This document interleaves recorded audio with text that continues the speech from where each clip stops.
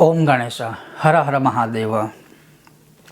भगवान गणेश की साधना से मंगल को पूर्ण तरीके से आप प्रसन्न कर सकते हो।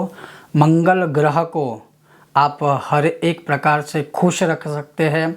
और अगर किसी की जन्म कुंडली में मंगल दोष है या मंगल ग्रह की वजह से कोई परेशानियां है, जैसे मान लीजिए विवाह में विलम्ब हो रहा है, कुंडली मांगलिक है, किसी से एक तय उम्र में विवाह नहीं हो रहा है, या कभी कभी विवाह भंग होता है, डिवोर्स वगैरह होते रहते हैं, कभी कभी मंगल की 5वें स्थान पर दृष्टि होने से या 5वें स्थान पे होने से कई बार तीसरे या चौथे माह में मिसकैरेजेस भी होते रहते हैं। अगर ऐसी कोई परिस्थिति है या मंगल को खुश करना है, मंगल को खुश करना है, अमंगल हटाना है, तो भगवान गणपति की साधना तीव्र एक बाण स्वरूप है, रामबाण के स्वरूप में है। वो कैसे है, आज मैं आपको बहुत ही संक्षिप्त में इसका विवरण विस्तृतीकरण आपको समझाऊंगा। अगर आपको यह विषय वीडियो पसंद आए तो लाइक करें, शेयर करें, चैनल पर नए हो तो सब्सक्राइब अवश्य कीजिएगा। तो चलिए शुरू करते हैं। अब सर्वप्रथम ये कैसे संभव है कि मंगल को खुश करना है तो गणेश साधना से खुश हो जाएंगे। तो देखिए, जब गणेश स्थापना की जाती है तो सबसे पहले जो चौकी, जिसे बाजोट कहते हैं या चौकी भी कहते हैं, तो गणेश जी की जब पूजा हम करते हैं तब गणेश जी को बिठाने के लिए शास्त्रों में रक्त वस्त्र लिखे हैं, अर्थात लाल रंग का कपड़ा बिछा के फिर उनके ऊपर गणेश जी का स्थापन किया जाता है। जब लाल रंग का कपड़ा बिछाएंगे तो उसके ऊपर गेहूँ होते हैं, तो गेहूँ जो है उसके ऊपर फिर गणेश जी के हम स्थापना करते हैं, गणपति दादा को बिठाते हैं। गणेश जी का सर्वाधिक प्रिय जो भोग है वह है गुड़ का बना हुआ लड्डू अर्थात मोदक, या फिर अगर मोदक नहीं है तो गुड़ जो होता है वह हम गणेश जी को भोग स्वरूप में अर्पण कर सकते हैं। गणेश जी को सर्वाधिक प्रिय अगर कोई धातु है तो वह है ताम्र पात्र विनायका। गणेश जी को प्रसन्न करने के लिए, अभिषेक करने के लिए कोई अगर पात्र हो या चाहिए तो वो है तांबे का पात्र, उससे भगवान गणेश जी खुश होंगे। गणेश जी के कोई भी मंत्र साधना करेंगे और इस वे में करेंगे, जैसे मैंने आपको कहा कि गणेश जी को प्रसन्न करने के लिए लाल रंग का कपड़ा, लाल रंग सर्वाधिक प्रिय है। फिर लाल रंग के कपड़े के ऊपर गेहूं का स्थापन किया जाता है। गेहूं के स्थापन के ऊपर फिर भगवान गणेश जी को बिठाए जाते हैं। फिर भगवान गणेश जी की पूजा में ताम्र पात्र अर्थात तांबे के पात्र सर्वाधिक प्रिय है। अभिषेक के लिए भी ताम्र पात्र का ही प्रयोग किया जाता है।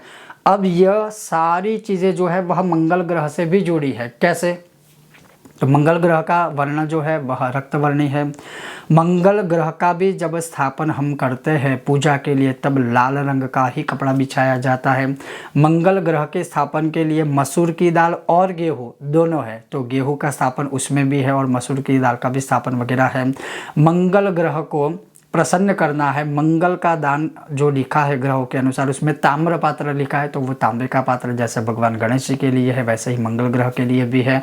और उसी प्रकार से जो सारी चीज़ें भगवान गणेश जी को प्रसन्न करने के लिए की जाती है या उनको जो सारी चीज़ें प्रिय है वही सारी चीज़ें मंगल ग्रह को भी प्रिय है। और मंगल ग्रह को प्रसन्न करने हेतु यही सारी सामग्री का प्रयोग किया जाता है। और अब आप देखिए कि गेहूं के ऊपर जो ग्रहों की दृष्टि से देखें तो गेहूं के ऊपर जो प्राधान्य है वह मंगल ग्रह का है। लाल रंग के कपड़े या लाल रंग के वस्त्र के ऊपर भी जो प्राधान्य अर्थात प्रभुत्व जो सबसे ज़्यादा है किसी ग्रह का तो वो है मंगल का है।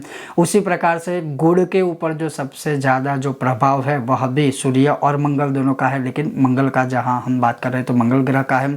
उसी प्रकार से तांबे के ऊपर भी सर्वाधिक किसी ग्रह का प्रभुत्व या प्रभाव है तो वो भी मंगल ग्रह का है। उसी प्रकार से भगवान गणेश जी को अगर प्रसन्न करना है तो हम लाल चंदन की माला का प्रयोग करते हैं।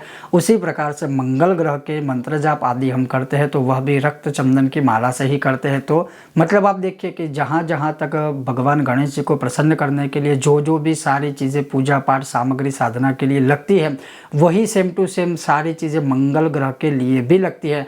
तो कहीं ना कहीं अगर हम जब गणेश जी की भी साधना करते हैं तो दान करते हैं, धान अर्थात अन्न दान करते हैं, स्थापन करते हैं, या जो वस्त्र वगैरह जो होता है वो सारी चीज़ें मंगल से भी जुड़ी हुई है। और उसी प्रकार से अगर हम गणेश जी को प्रसन्न करेंगे तो कहीं ना कहीं मंगल भी शांत होगा। अगर इसका सबसे बड़ा मैं आपको उदाहरण दूं तो जब मंगलवार युक्त चतुर्थी होती है तो हम क्या कहते हैं, अंगारकी चतुर्थी। क्यों? क्योंकि वो मंगलवार युक्त है, और मंगलवार युक्त जब चतुर्थी होती है तो सबसे बड़ी मानी जाती है चतुर्थी। क्यों? तो आप सोचिए, भगवान गणेश जी का मंगल ग्रह या मंगल ग्रह से जुड़ी समस्याओं को अगर अंत करना है तो सीधा संबंध भगवान गणेश जी की साधना का या गणपति जी का है। तो अगर कोई गणपति की उपासना करेगा तो मंगल से जुड़ी जो सारी समस्याएं हैं वह शांत अवश्य हो जाएगी, उसमें कोई शंका नहीं है। तो आप चाहे तो अगर मंगल को प्रसन्न करना है, अमंगल का विनाश करना है, तो अवश्य भगवान गणेश जी की कोई भी उपासना कीजिए, चाहे स्तोत्र पाठ कीजिए, चाहे मंत्र जाप कीजिए, चाहे तांबे का दान कीजिए, चाहे लाल कपड़े का दान कीजिए, चाहे आप कोई भी सत्कर्म ऐसे करेंगे जो गणेश जी के करेंगे तो गणपति की कृपा से मंगल भी कहीं ना कहीं शांत हो ही जाएगा, उसमें कोई संदेह नहीं है। उसी प्रकार से कभी कभी हम कहते हैं कि अगर मंगल या मंगल से जुड़ी कोई चीज़ है तो मंगल के अधिष्ठात्रु जो है वो भी भगवान गणेश जी ही है। तो गणेश जी की उपासना से मंगल जो है किसी का कभी अमंगल नहीं करता।